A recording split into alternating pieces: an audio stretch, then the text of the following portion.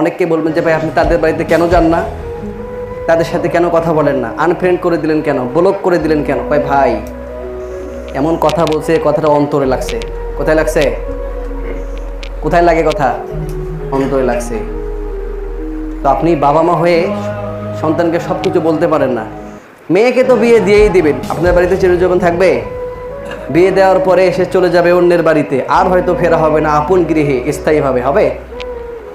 মেয়েদের জীবনটা দুর্বিষহ। কিছুদিন বাবার বাড়িতে থাকে, বিয়ের বয়স হলে যদি বিয়ে না হয়, একটু যদি অসুন্দর হয় বা মনে করেন একাডেমিক সাইডে যদি রেজাল্ট একটু খারাপ হয়, সবার কথা শুনতে শুনতে জীবনটা দুর্বিষহ মনে হয়। মানুষ যে সুইসাইড করে না, সুইসাইড করা তো হারাম, জাহান্নামে যেতে হয়, কিন্তু কারণ তো আমরা কেউ দর্শাই না। প্রতিটা এই সুইসাইডের কারণ যদি আপনি দর্শাতে যান, তাহলে জীবনে আমাদের অনেক শিক্ষা বয়ে আনবে কি না? এজন্য মেয়েদের জীবনটা দুর্বিষহ। বাবার বাড়িতে কিছুদিন থাকে, শেষ সময় বিয়ে না হলে বাবার বাড়িতে অনেক কথা শুনে আবার স্বামীর বাড়িতে চলে যায়। আল্লাহ না করুক কখনো যদি ডিভোর্স হয়ে যায়, আবার বাড়িতে আসতে হয় না, এসে দেখে বাবা নেই, মারা গেছে, মা কোথায়, ভাবি রান্না করে খাওয়ায়। এখন ওই বোনটা কোথায় গিয়ে উঠবে বলেন? এখন ভাইয়ের কাছে বশ হয়ে থাকতে হয়, হয় কি হয় না?